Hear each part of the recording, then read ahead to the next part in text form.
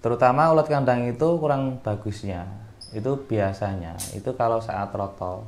Kalau selalu sering dikasih ulat kandang itu kadang malah bikin dia.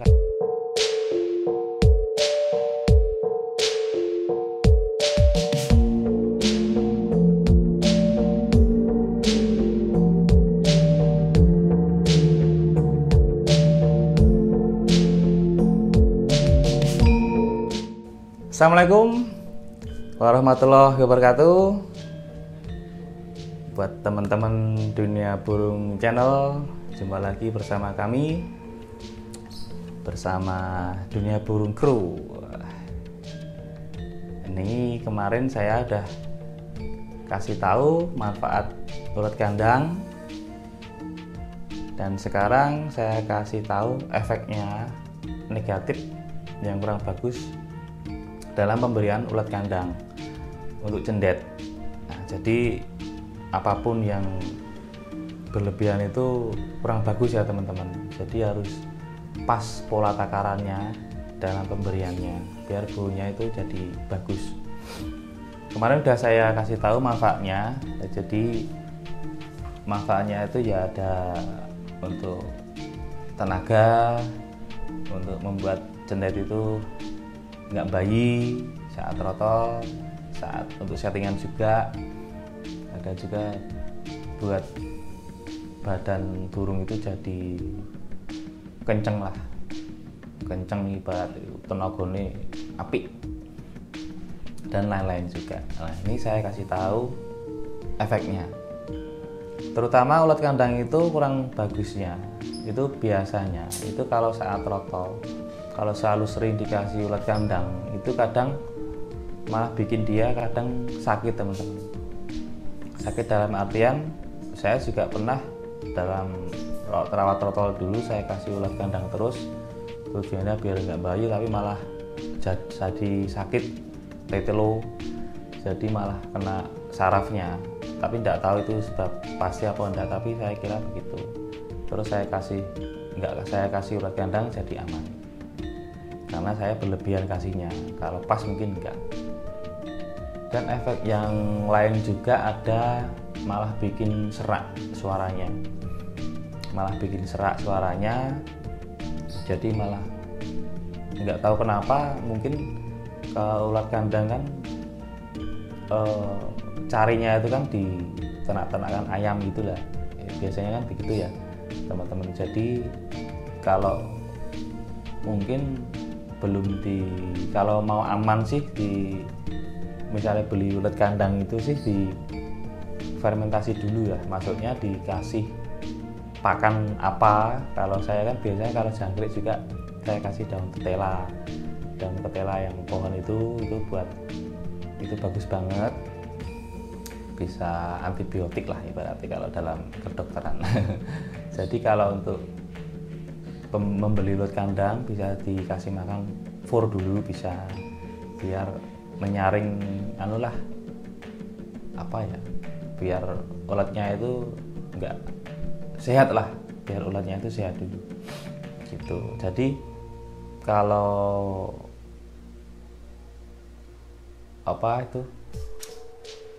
efeknya, nah itu macam-macam banyak. Ada juga bikin malah susah makan fur teman-teman. Jadi malah terlalu suka diberi ulat kandang, jadi malah dia susah untuk makan fur. Jadi dikasih jangkrik nggak doyan, dikasih ulat hongkong nggak doyan, kroto nggak doyan, maunya ulat kandang. Itu saya pernah.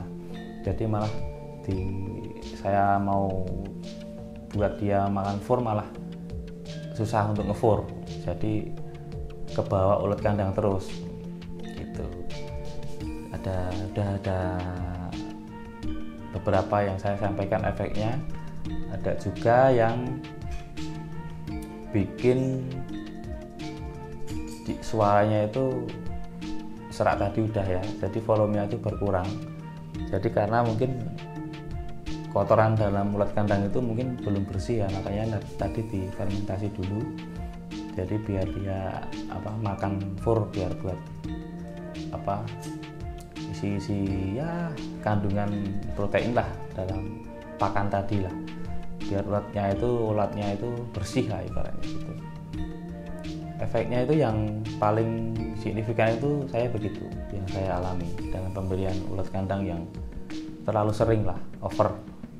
Jadi memang harus ada pola takaran yang pas, kapan ngasihnya gitu. Kalau yang enak sih ngasihnya itu ya secukupnya aja, mungkin pagi kasih sedikit, mungkin 2 hari sekali, bisa seminggu 2 kali gitu. Tapi kalau saya kan nggak pakai itu sekarang teman-teman, jadi saya juga mengalami, jadi ada yang bertanya juga saya jawab sepengalaman saya.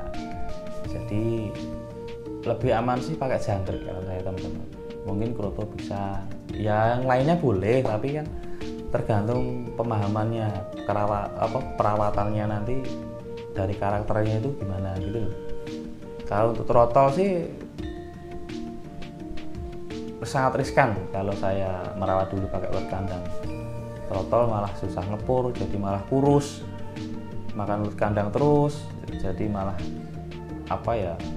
di kotorannya juga kotoran kurang bagus kotorannya kan gitu. Jadi di sini teman-teman harus memperhatikan dulu kondisi burung. Jadi jangan asal ngasih, dan juga untuk manfaatnya dan efeknya itu nanti dilihat. Kalau dikasih ulat kandang gimana, kalau selama belum dikasih ulat kandang gimana, itu harus tahu teman-teman. Jadi harus memperhatikan dulu, jangan asal ngasih dulu gitu.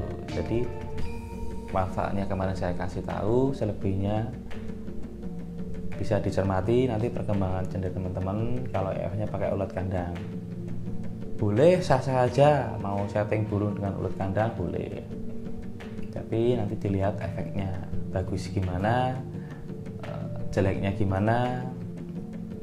Jadi nanti bisa tahu manfaatnya yang pasti teman-teman lah yang lebih tahu nanti manfaatnya dan efeknya gimana, yang pernah menggunakan perawatan EF-nya dengan ulat kandang.